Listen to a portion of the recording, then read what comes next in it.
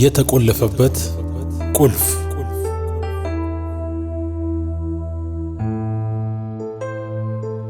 ደራሲ ዶክተር ምህረት ደበበ። የተቆለፈበት ቁልፍ።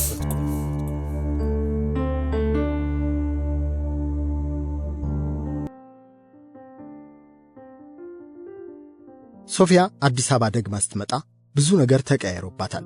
ያሁኑን አመጣጧን ከቀድሞው ጋር አንድ የሚያደርገው መጀመሪያ ስትመጣ አባቷን አጥታ ሲሆን አሁን ደግሞ በሕይወቷ ሁሉ ከወደደቻቸው ሰዎች በላይ የወደደችውን ሶለንን ማጣቷ ነው።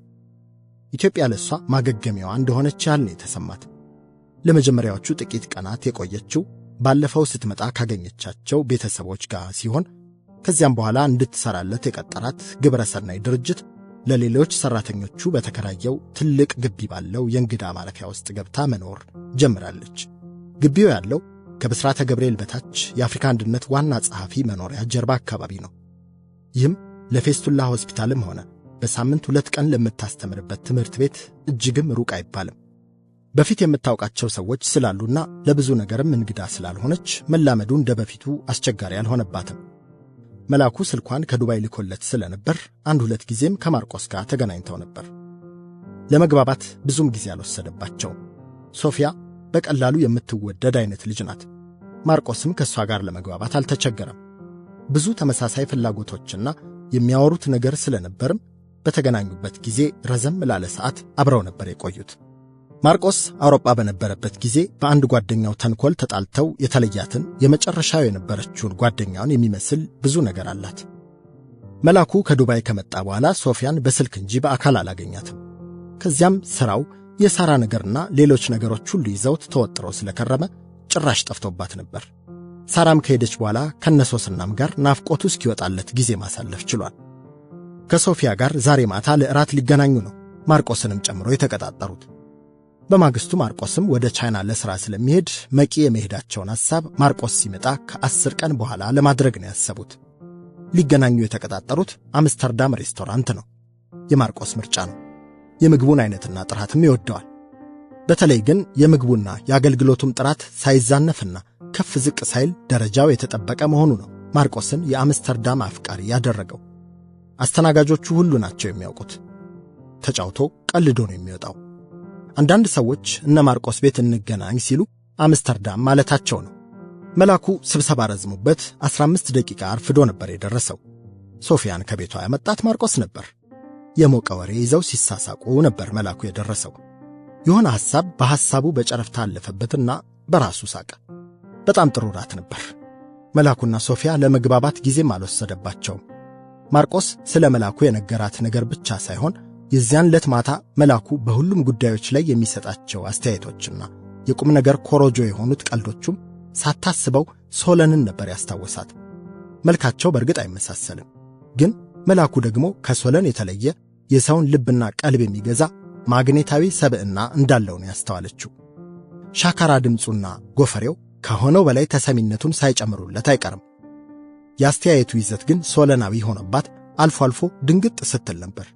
በየመሃሉም ሰሎሜ እንዴት አይነት ጥሩ ልጅ እንደሆነች መላኩም ሆነ ማርቆስ ባያውቁትም የክብሮምን ደግነትና እንዴት እንደረዳት ማንሳቱ አልቀረም። የሁለቱ አንድ ላይ መነሳት ለመላኩ አንዳች ደስ የማይል ስሜት ፈጠረበት። ስንክሳርንም ለአጭር ጊዜ አግኝታት ስለ መላኩ እንደነገረቻትና ለወንድሟ መድኃኒት እንደላከቻት ስታወራ ማርቆስ የስንክሳር እንዲህ ባንዴ አገሩን ሁሉ ማካለል ገርሞታል። ከዚያ ውጪ ስለ ሶለንና የሱ ሞት ቤተሰቡን እንዴት እንደጎዳ በተለይ ሰሎሜን ሐዘኑ ምን ያህል እንደጎዳት አጫወተቻቸው። ከዚያ በተረፈ ሲሳሳቁና በማርቆስ ጉዞና ሥራ ላይ ሲያወሩ አመሹ። የመላኩን መኪና እዚያው ትተው እርሷን በማርቆስ መኪና አድርሰዋት ተመልሰው ተከታትለው ወደ ማርቆስ ቤት ሄዱ። መላኩም ሶፊያን ምንም ሳትጨነቅ ምንም ነገር ብትፈልግ እንድትደውልለት አደፋፍሯትና እንደሚገናኙም ተነጋግረው ነው የተለያዩት። ማርቆስ በረራው በጠዋት ስለነበር መላኩ እሱን ለማድረስም እንዲመቸው እዚያው አደረ። ለነገሩ ምክንያትም ባይኖር መለያየት አይወዱም። ቤት እንደገቡ ፒጃማ ቀያይረው ሳሎን ቤት ማርቆስ ሻንጣውን እያዘጋጀ ወሬያቸውን ቀጠሉ። አንተ ይህች ልጅ አይኔ ነው ወይስ የሆነ ማርታን የሚመስል ነገር አላት? አለ መላኩ ስልኩ ላይ ያሉትን ያልተመለሱ ቁጥሮች እያየ። ማርታ ማለት ማርቆስ መጨረሻ ላይ እንግሊዝ አገር እያለ በአሳዛኝ ሁኔታ የተለያት ጓደኛው ስትሆን መላኩ ከተለያዩ በኋላ ነበር ያያት። በዛ የተነሳ ማርቆስ በጣም ተጎድቶ ስለነበር ከፍተኛ ሱስ ውስጥ ገብቶ ሕይወቱም ሁሉ ተበለሻሽቶ እያለ ነው ከመላኩ ጋር ጓደኛ የሆኑት። የማርቆስ ሕይወት ለመስተካከል ከ2 ዓመት በላይ ፈጅቶበታል። መላኩ ባይኖር ከንቱ ሆኖም ይቀር ነበር። ለተሰበረ እግር መዳን ጄሶ እንደሚያስፈልግ የተሰበረ ልብንም ያለ እውነተኛ ጓደኛ መጠገን አይቻልም አይደል? እኔም እንደዚያ መስሎኝ ዝም ብሎ አይኔ ነው ብዬ አስቤ ነበር። አይገርምም? ነገር ግን ማርቲን የሚመስልም የሚያህልም የትም የለም። በእናትህ ቁስሌ ነው የሚነካካብኝ ስለሷ ሲነሳ እኮ አለ ትንሽ ፊቱ እየተለዋወጠበት። አሁንም በሱና በማርታ መካከል የሚያምነው ጓደኛው የሠራው ደባ ያንገሸግሸዋል። በማርታ ልክ የምትሆን ሴት የለችም የሚለው እምነቱ ነው አሁንም ድረስ ብዙ ሴቶችን እንዳይቀርብ የሚያደርገው። ይህም ከፊል እውነትነት ሲኖረው፣ አብዛኛው ግን በግፍ ያጣናቸውና በየዋህነት አእምሯችን የወደድናቸው ነገሮችና ሰዎች ሁሌም የጻድቃን ሰማዕታትን ያህል በልባችን ፍጽምናን ስለሚላበሱ ነው። ነገሩ ለማርቆስ ብዙም ምቾት እንዳልሰጠው የተረዳው መላኩ አይ እንዲያው ስለገረመኝ ነው አጋጣሚው፣ ጥሩ ልጅ ትመስላለች አለ ነገሩን ቀለል አድርጎ። አይደል? ትንሽ ከነገረችኝ ታሪኳም አሳዛኝ ነው። ደግሞ እዚህ መታ ለመኖር መወሰኗና ለሰው ያላት ፍቅር በጣም የምትገርም ሰው ናት። ብዙ አትከብድም እኮ ደግሞ አይደል? ይገርማል የሰው ሕይወት የምትወስደው ጥምዝ መስመር። እኔ የምልህ አሁን ሄደህ ኮንትራቱን ለመፈረም ነው ወይስ ማየት ያለብህ ነገር አለ? አለ ርዕሱን ፈጽሞ እየቀየረው። ዶክመንቱን አይቼዋለሁ። ከጠበቃ ጋርም ሕጋዊ አቅጣጫውን አይተነዋል። ግን እስኪ በመጀመሪያዎቹ 4 ቀናት ፋብሪካቸውንና ዋና መስሪያ ቤታቸውን አይቼ ከዚያም ዋና ሰዎቻቸውን ለማግኘት ሞክራለሁ። ደግሞም በአብዛኛው የውክልና ሥራ ስለሆነ የምሰራላቸው መጀመሪያ ላይ ብዙም ሪስክ የለውም። ቀስ በቀስ እዚሁ ማምረቻውን ለመትከልም ነው የሚያስቡት። ትልቅ ፖቴንሻል ያለው ሥራ ነው። እስኪ እናያለን አለ ማርቆስ የቀሩትን ዕቃዎች ከመኝታ ቤት ሊያመጣ እየሄደ። በጣም አሪፍ ነው ማርክ፣ ጀግናው። ከትንሽ ዓመታት በኋላ ደግሞ ከአንተ ድርጅት ነው ወኪል ለመሆን ሰዎች ከያገሩ እዚህ የሚመጡት ሲል ጮክ ብሎ ማርቆስም በደማቁ ሳቀ። ቀልድ ምን አለብህ አንተማ። እኔ ግን የቻይናና የህንድ ዕቃ ማራገፊያ ሆነን እንዳንቀር የራሳችንን ትልቅ ኩባንያዎች አሁኑኑ መጀመሩ የግድ ነው የሚመስለኝ። ለምሳሌ $100 በማይሞላ ገንዘብ የዛሬ 7 ዓመት በችርቻሮ ንግድ የተጀመረው ሳምሰንግ ዛሬ ዓለምን እንዴት እንዳጠለቀለቀ ተመልከት። የጃፓንና የኮሪያ ካምፓኒዎችም ሆኑ የአሜሪካ ትልልቅ ካምፓኒዎች በአንድ ሰው አንድ ክፍል ቤት ውስጥ ነው የተጀመሩት። ማይክሮሶፍት ብትል፣ አፕል፣ ዴል ብትል፣ ጉግል። ይመስለኛል ይሄ የኛ ጊዜ ነው። ኮርጀን ሳይሆን ፈጥረን ዓለምን የሚለውጥና የሚጠቅም ነገር መስራት የምንችል ይመስለኛል። እስከዚያ ግን የእነሱ ወኪልም ማራገፊያም ሆነን ቁም ነገሩን መማሩ ላይ ነው ቁም ነገሩ። ምን ይመስልሃል ታላቁ የአፋር ፈላስፋ አለ አሁንም እየሳቀ። ልክ ነው ጋሽ ሮክፌለር ብሎ እሱም ሳቀ። እኔ ምልህ አንተ ፈላስፋ ቢጤ ሰውዬ፣ ለመሆኑ ሰሎሜን አግኝተሃት ታውቃለህ? እንዴት ናት?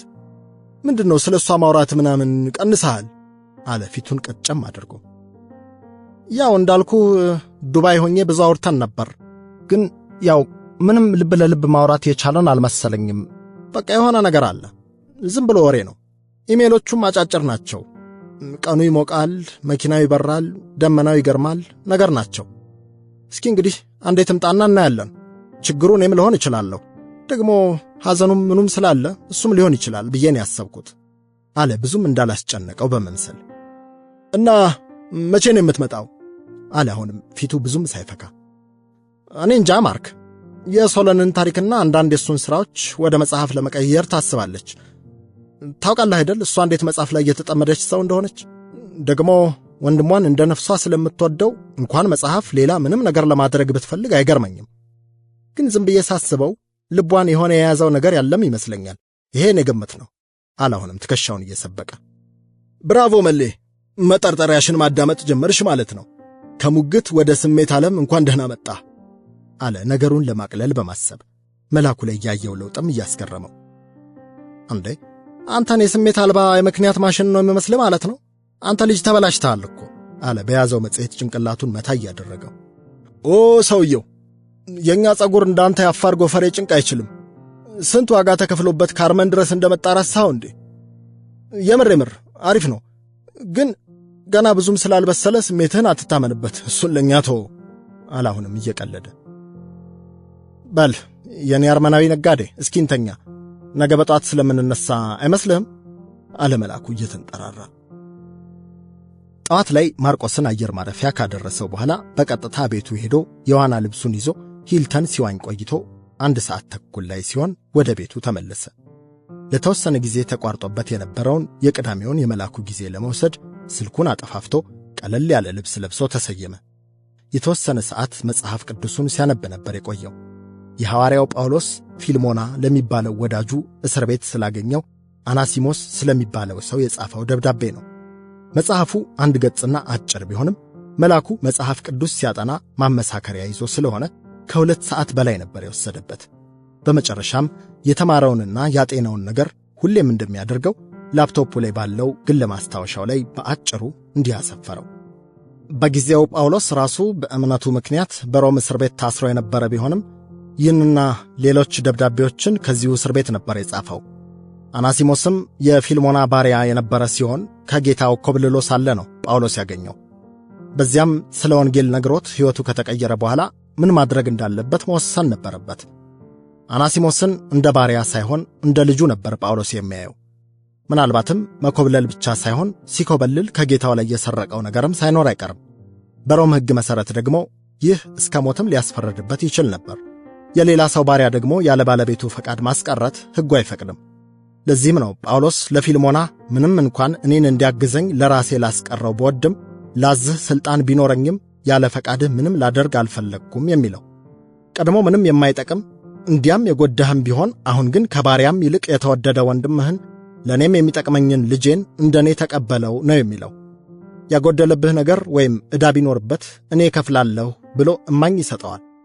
አናሲሞስ የሚለው የስሙ ትርጉምም ጠቃሚ ረዳት ማለት ሲሆን ጳውሎስ የሚለው ደግሞ ምንም እንኳ ቀድሞ እንደ ስሙ መሆን ሳይችል ቀርቶ የማይጠቅም የነበረው አሽከርህ አሁን ከመለወጡ የተነሳ እጅግ ጠቃሚ ሰው ሆኗል ነው።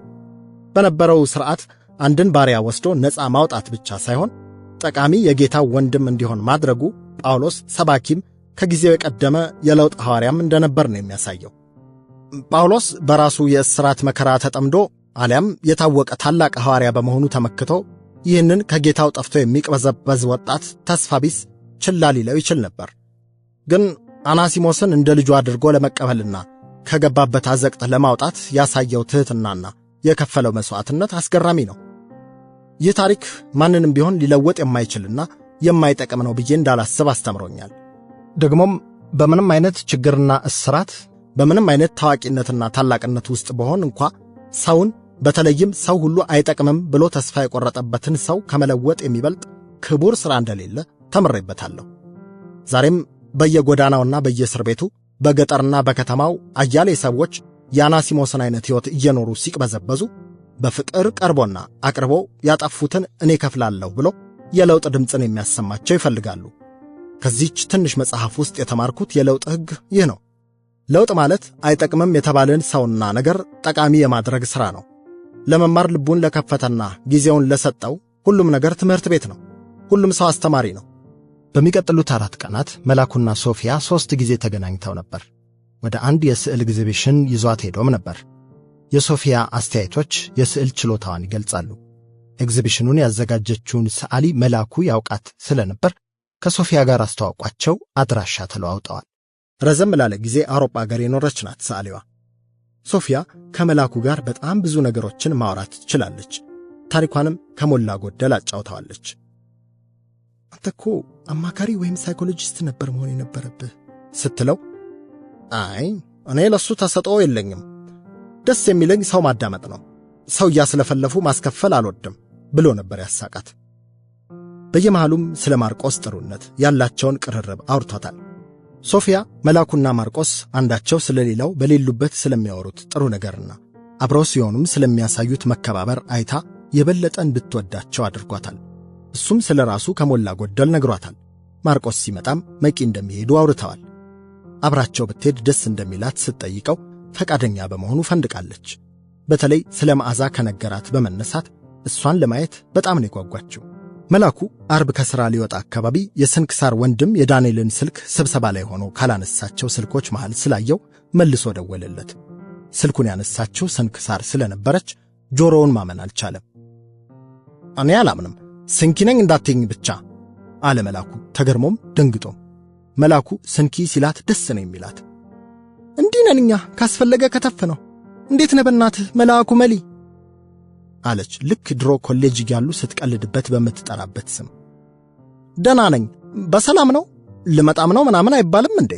የምር መቼ መጣሽ? አለ ከግርምቱ ለመውጣት እየታገለ። ትላንት ሌሊት ነው የገባሁት። ምን ባክህ በቃ ድብርቱ ሊገድለኝ ነው። ማሚ ዝም ብላ በህልሜ ትመጣለች። በቃ አገሩን ታውቀው የለም ሰው ሁሉ መሮጥ ነው። ብቸኝነቱም አለ። ምን አለፋ ዲፕሬሽን ውስጥ መግባት ስጀምር ዝም ብዬ ነው ድንገት ብድግ ብዬ የመጣሁት። ወንድም ጋሼም ስነግረው ደስ ነበር ያለው። እዚህ አየሩ ራሱ ያጽናናል እኮ። ከዚህ አገር ቴራፒ የዚህ አገር ማኪያቶ ይፈውሰኛል ከድብርቴ ሁሉ አለች ነገሩን ከሐዘኗ ጋር አያይዛ ድንገተኛ በማስመሰል። እሺ ለነሰሊስ ነግረሻቸዋል ወይስ እዚያም አያውቁም? አለ ስለ ሰሎሜ ለማወቅ ፈልጎ። ትንሽ ቀን ሲቀረኝ ነግሬያቸው ነበር። እሷም ትንሽ ቢዚ ስለነበረች እኔም ስሯሯጥ መጨረሻ በስልክ ብቻ ነው የተገናኘ ነው። ምን ደውላላት አታውቅም እንዴ? ምናልባት መምጣቴንም ትነግርሃለች ብዬ እኮ ጠርጥሬ ነበር አለች እሷም ወሬ ለቀማ። አዎን ይችን ሳምንት አልተገናኘንም አለ ነገሩን ደፈንፈን አድርጎ። ማርቆስስ ደህና ነው አለች ጉዳዩዋ ባይሆንም መላኩ እንደሚወደው ስለምታውቅ። ማርክ ደህና ነው፣ ሰሞኑን ቻይና ነው ያለው። ከ5 ቀን በኋላ ነው የሚመጣው አለ የቢሮውን በር እየቆለፈ። ኦ ዛትስ ናይስ። እኔ ምልህ ሶፊያን አገኛችኋት እንዴ? እንድታገኛችሁ ነግረናት ነበር አለች ወደምትፈልግበት ነጥብ እየመጣች። አሁን ጥቂት ጊዜ ከማርክም ጋር አሁን እሱ ከሄደ በኋላም ለብቻዬ አግኝቻት ነበር። ደህና ልጅ ትመስላለች አለ ለነገሩ ትኩረትም ሳይሰጠው። የት ነህ ታዲያ አሁን? ከሥራ አልወጣህም እንዴ? ለምን ለራት አንገናኝም? አለች ሁሌም ሰዎች ድንገት ሲጠየቁ እምቢ የማለት አቅም እንደማይኖራቸው ስለምታውቅ የምትፈልገውን ነገር ሳይታሰብ ነው የምትጠይቀው። አሁን የማልቀርበት ቀጠሮ አለኝ ስንኪ፣ ባይሆን ነገ ምናምን ተደዋውለን ይሻላል አለ መላኩ። ሰው ማግኘት ሳይሆን እነሶስና ጋር ቆይቶ በጊዜ ቤት ገብቶ እስከ ነገ ምሳ ሰዓት ቤት ቆይቶ ከሰዓት ላይም ሶፊያን ሊያገኝ ቀጠሮ አለው። ከቻለ ወደ ማታ ነው ስንክሳርን ሊያገኛት ያሰበው። በማያውቀው ምክንያት ስንክሳርን ማግኘት አላሰኘውም። ምናልባትም የሰሎሜን ነገር ስለምታነሳበትና ሌላ ነገርም ነግራው አንጀቱን እንዳታበግነው ፈርቶ ሳይሆን አይቀርም።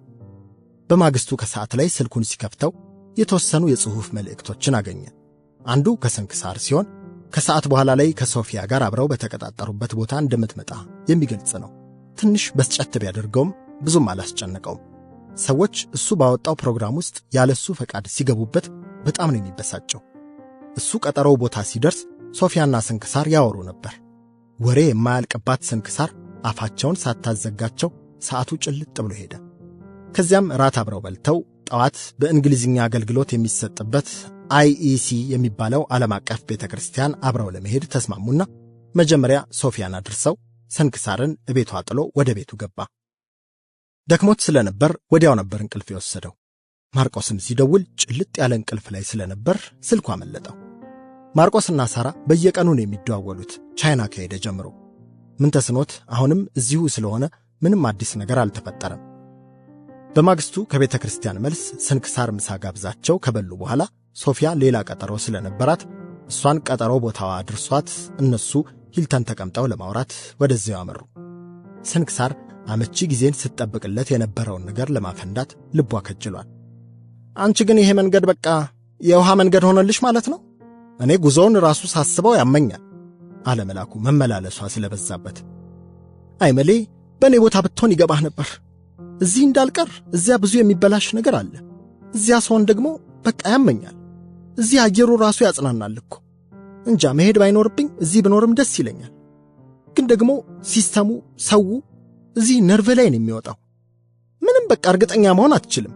ንጽህናው በዚያ ላይ ደግሞ የሰው ማነር አሜሪካ ይግደለኝ አለች እየተንገፈገፈች። መምራጥ ግድ ነው።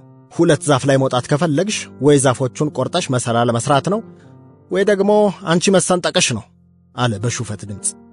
እኔ ምልህ ሰል ያልደወለችም ሰሞኑን ምንም አዲስ ነገር አልነገረችም እንዴ አለች አንገቷን ወደሱ ዘንበል አድርጋ። ከ5-6 ቀን በፊት አውርታን ነበር።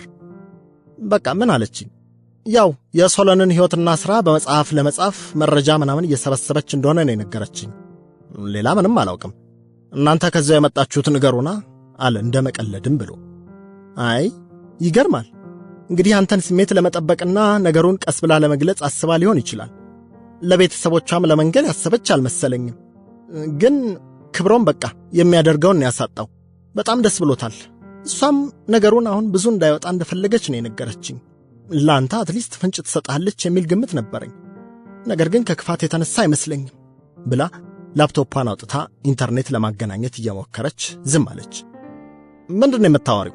እኔ ምንም የማውቀው ነገር የለኝም። ስለዚህ ክብሮም ምናምን ስለምትዩም ልጅ የነገራችኝ ነገር የለም አለ ስሜቱ እየተቀያየረ። ያው ስለምታከብርህና አንተን ለመጉዳትም ስለማትፈልግ ሊሆን ይችላል። ግን የዛሬ 2 ሳምንት ምናምን ገደማ ከክብሮም ጋር የልደቷ ቀን ቀለበት አድርገዋል መሰለኝ አለች አሁንም በጨረፍታ ፊቱን እያየች። ምን? ሊሆን አይችልም። ሰሎሜ እንደዚህ ታደርጋለች ብዬ አላምንም። ወሬ ነው ብሎ ካፉ ሳይጨርስ ክብሮም በላከላት ኢሜል ላይ ያሉትን ፎቶዎች ልታሳየው ጀመረች። መጀመሪያ አብረው ጀልባ ላይ፣ ቀጥሎም የልደት ኬክ ሲቆረስ፣ ከዚያም ተንበርክኮ ሲጠይቃትና ቀለበቱን ሲያደርግላት የተነሱትን ሁሉ አይቶ ሰውነቱ ሳያስበው መንቀጥቀጥ ጀመረ። በመጨረሻም ሲስማት የሚያሳየውን ፎቶ ሲመለከት ተነስቶ እጁን ፊቱ ላይ አድርጎ ተነስቶ ሄደ።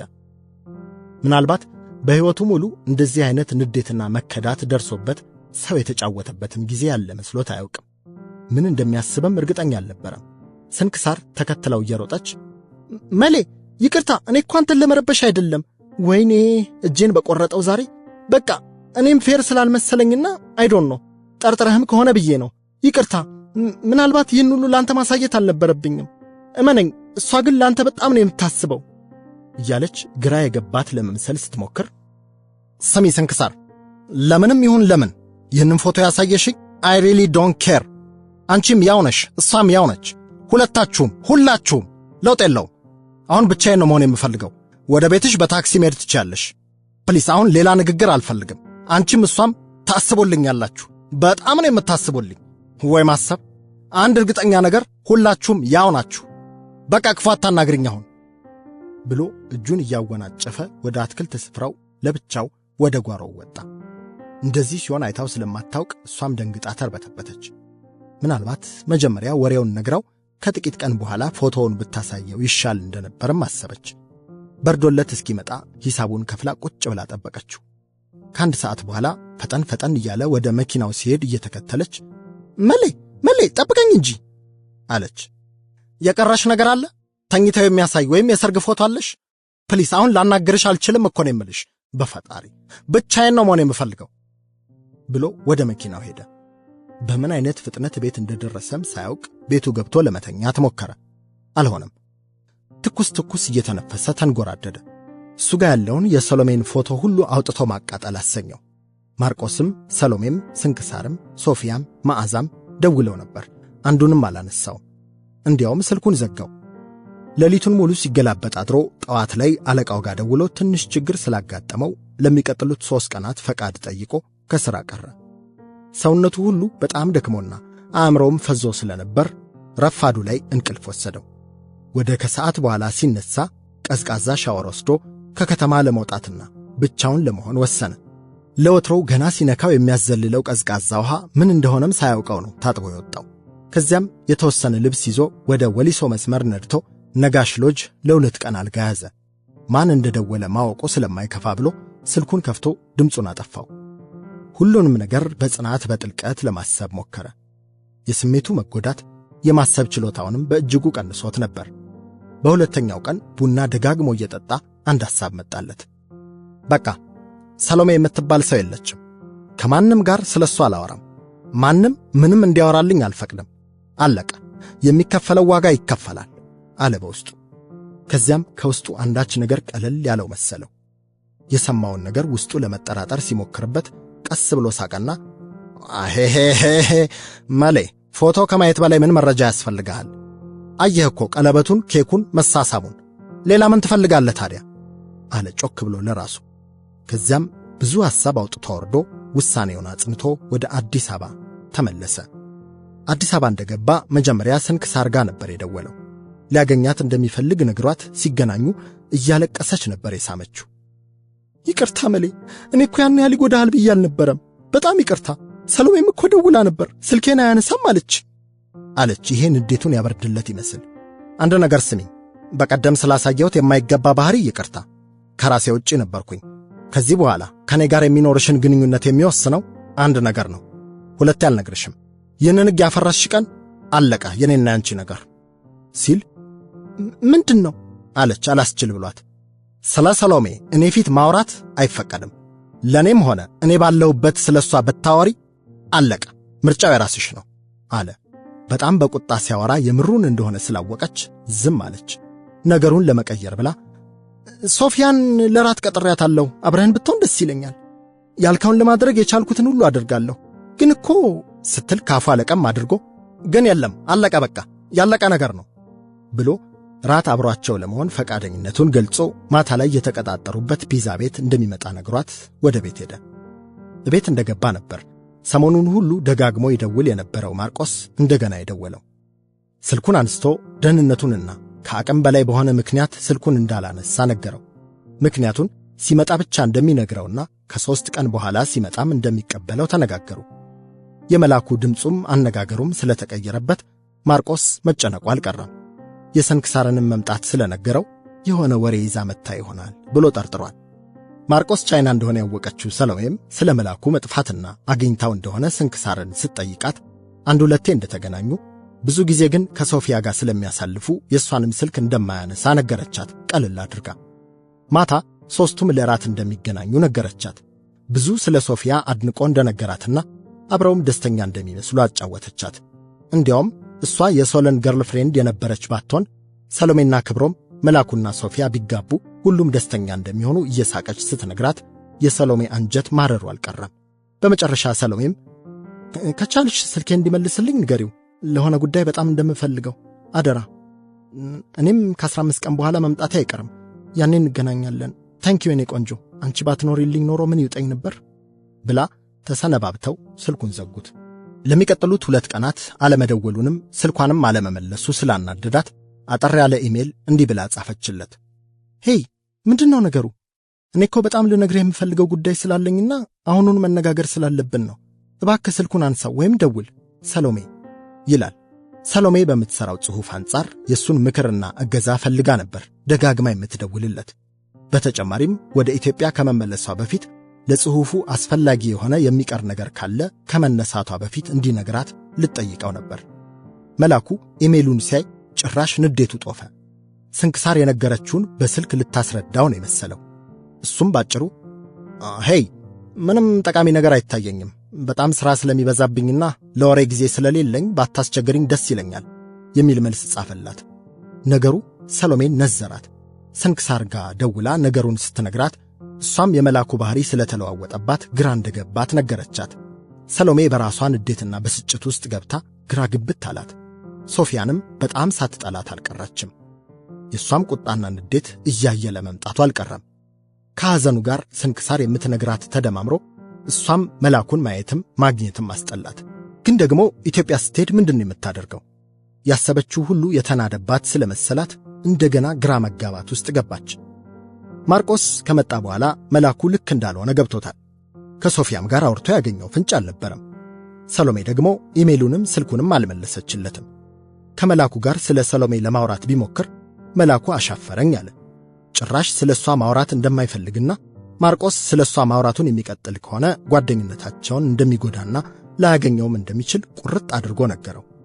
መላኩ ያለውን ከመፈጸም እንደማይመለስ ያወቀው ማርቆስም ሐሳቡን ለጊዜው ተወት አደረገው።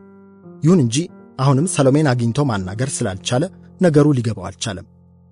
መላኩ እነሶስናን ማየቱን እንደ በፊቱ በየቀኑም ባይሆን አልተወም። የሰሎሜ መምጫም 15 ቀን ስለቀረው ሽር ጉድ ማለት ጀምረዋል። መላኩም የምትመጣበትን ቀን ስላወቀ ያንን ሳምንት እንዳለ አባቱን ፍለጋ ወደ አፋር የሚሄድበት ጊዜ አድርጎ መኪና ኪራይንና ከመስሪያ ቤት ፈቃዱን ሁሉ አስተካክሏል። አይኗንም ማየት አልፈለገም። ማርቆስም መላኩን እንዴት እንደሚረዳው ገብቶታል። የሰው አእምሮ በውሸትና በተጣመመ መረጃ ላይ እንደሚበላሽ በምንም አይበላሽም። በተለይም ውሸትን ስራዬ ብለው በራስ ወዳድነት ስሜት የሚረጩ ሰዎች በሌሎች ልብና አእምሮ ውስጥ እሾህና አሜኬላን ይዘራሉ። ስንት ጥሩ ሰዎች በክፉና በስግብግብ ውሸተኞች ኑሯቸው ፈርሷል፣ ትዳራቸው ተበትኗል። ስንት ስልጣኔዎችንና አገሮችን ከጥቅም ውጭ አድርገዋል። አያሌ ጨቅላዎች በውሸት በተመረዘ ንግግር እንጭጭ አእምሮአቸው ከንቱ ሆኖ ቀርቷል። ዓለምን በአንደኝነት ያጠፋው ክፉ ሰዎች የዘሩት ውሸት ነው። የሰው ውድቀት የጀመረውም በውሸት ነው። እውነትን በትዕግሥትና በሰከነ ልቦና እንደ መልካም ዘር ካልፈለግናትና ካልተንከባከብናት ውሸት እንደ አረም ከክፉ ሰዎች የልብ እርሻ ላይ የተዛመተ መልካም ልቦችን ማጥፋቱና መውረሱ አይቀርም። እውነትን ታውቃላችሁ፣ እውነትም ነፃ ያወጣችኋል የሚለው የትልቁ መጽሐፍ ቃል እንዴት ያለ እውነት ነው! በዓለም ላይ ከሁሉ አስከፊው እስር ቤት የሰው አእምሮ ባመነጨው ውሸት ሲጠፈርና በዚያ ቀንበር ውስጥ ሲኖር ነው። እውነተኛ ነፃነት የህሊና ነፃነት ነው። የህሊና ነፃነት ደግሞ እውነትን በማወቅና በመኖር ነፃ ከወጣ አእምሮ ብቻ የሚገኝ ጸጋ ነው። የብዙ አእምሮዎች መቆለፍና መዛግ መንስኤው በአንድም በሌላም መንገድ ወደ ውስጣቸው የገባው ውሸትና ነፃ የሚያወጣቸውን እውነት አለማወቃቸው የፈጠረው ገደል ነው። ከእውነት በፊትም ሆነ በላይ ለአእምሮ ጤንነትና ነፃነት ምን መድኃኒት ይገኛል? እውነትን ማወቅ ነፃ ቢያወጣም እውነት ዋጋዋ እጅግ ውድ የሆነ መድኃኒት ናት።